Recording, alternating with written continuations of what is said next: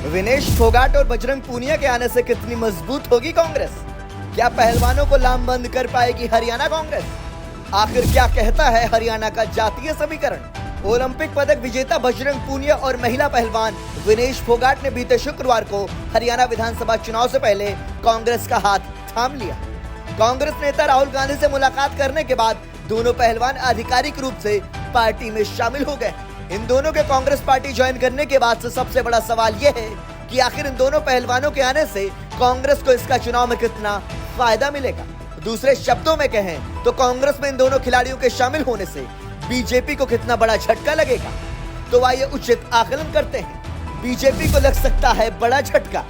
दरअसल पिछले साल पहलवानों के विरोध प्रदर्शन का असर लोकसभा चुनाव में भी देखने को मिला था और यही वजह रही कि राज्य में बीजेपी और कांग्रेस के बीच कांटे का मुकाबला हुआ। एनडीए और कांग्रेस दोनों को 5-5 सीटों पर जीत मिली थी। आपको बता दें कि हरियाणा की राजनीति में जाटों की अहम भूमिका है। जाटों की आबादी 22% से अधिक है। ऐसे में दोनों खिलाड़ियों के आने से कांग्रेस की स्थिति मजबूत होगी और इसका असर विधानसभा चुनाव में भी देखने को मिलेगा। वहीं विनेश फोगाट के गांव चरखी दादरी में युवाओं का कहना है कि यहाँ के लोग जंतर मंतर की तस्वीरों को भूले नहीं हैं। बीजेपी की सरकार ने पहलवानों के साथ कैसा सलूक किया था, ये पूरी दुनिया ने देखा था। मीडिया रिपोर्ट्स के अनुसार दोनों पहलवानों के कांग्रेस में शामिल होने का असर चरखी दादरी के साथ ही रोहतक और कुरुक्षेत्र तक पड़ेगा। जुलाना विधानसभा सीट से विनेश फोगाट को मिला टिकट।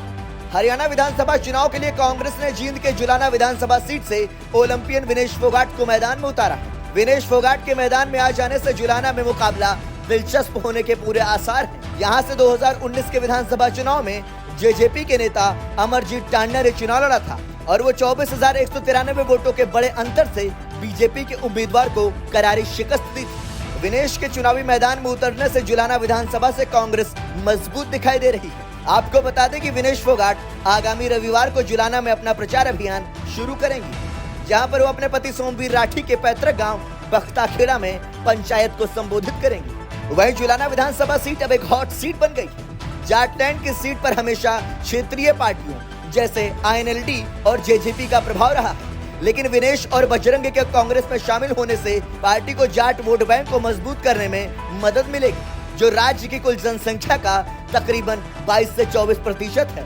महिला खिलाड़ियों और युवाओं को बड़ा संदेश।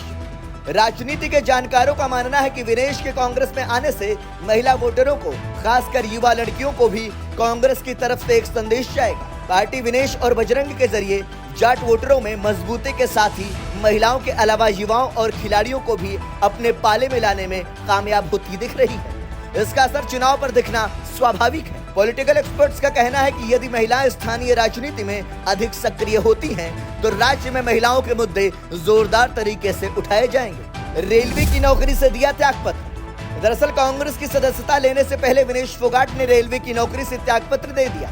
विनेश फोगाट उत्तर रेलवे में ओएसडी के पद पर तैनात थे। विनेश ने इसकी घोषणा करते हुए बताया कि रेलवे की सेवा जीवन का सबसे यादगार और गौरवपूर्ण समय रहा। उन्होंने त्यागपत्र में लिखा, मैं रेलवे परिवार की हमेशा आभारी रहूंगा। आपको बता दें, इस पद पर रहते हुए विनेश फोगाट की मंथली सैलरी 1 लाख रुपए से ज्यादा की थी। ओलंपिक में अयोग्य हो गई थी विनेश फोगाट। विनेश फोगाट हाल ही में तब सुर्खियों में आई जब उन्हें 50 किलोग्राम भार वर्ग के गोल्ड मेडल मुकाबले में 100 ग्राम अधिक वजन होने के कारण अयोग्य घोषित कर दिया गया। हालांकि खेल पंचायत न्यायालय यानी CAS ने भी संयुक्त रजत पदक दिए जाने की उनकी याचिका को खारिज कर दिया था। विनेश फोगाट का रेसलिंग करियर। आपको बता दें कि पेरिस ओलंपिक में विनेश फोगाट का सिल्वर मेडल पक्का हो गया था और गोल्ड मेडल के लिए मैदान में उतरने वाली थी, लेकिन 50 किलोग्राम वजन से 100 ग्राम अधिक होने के कारण अयोग्य घोषित करार दे दिया गया, जिससे वह ओलंपिक पदक की दौड़ से बाहर हो गई थी। विनेश फोगाट का जन्म 25 अगस्त 1994 हरियाणा के चरखी दादरी में हुआ था। अपने पिता राजपाल फोगाट की मृत्यु के बाद उनके चाचा महावीर सिंह फोगाट ने पाला पोसा और उन्हें कुश्ती की ट्रेनिंग दी। विनेश फोगाट ने 2018 में कॉमनवेल्थ गेम्स और एशियाई खेलों में स्वर्ण पदक जीते और भारतीय कुश्ती में अपना नाम स्वर्ण अक्षरों में दर्ज कराया। उनके इस योगदान के लिए उन्हें 2020 में मेजर ध्यानचंद खेल रत्न, 2016 में अर्जुन पुरस्कार और 2018 में पद्मश्री पुरस्कार से सम्मानित किया गया था। ये है जातिगत समीकरण। राज्य में 2 प्रमुख राजनीतिक ताकतें, कांग्रेस और बीजेपी, मुख्य रूप से जाट और अन्य पिछड़ा वर्ग, यानी ओबीसी वोट बैंकों पर लड़ाई के लिए तैयार है। राज्य में जाटों की आबादी करीब 22 से 24% है। कांग्रेस की जाटों पर मजबूत पकड़ मानी जाती है। राज्य में अनुसूचित जाति जो 2011 की जनगणना के अनुसार राज्य की आबादी का लगभग 20% हिस्सा है। ऐसे में यह विधानसभा चुनाव में निर्णायक भूमिका निभा सकते हैं। पिछले एक दशक में हरियाणा में एससी वोटर्स का पैटर्न देखें तो भाजपा के पक्ष में रहा था और विधानसभा चुनाव में भी बीजेपी के लिए भारी मतदान किया था। लेकिन पिछले लोकसभा चुनाव में यह बिखरा हुआ नजर आया, जिसका सीधा फायदा कांग्रेस पार्टी को मिला था। ब्यूरो रिपोर्ट, संदेश वाहक।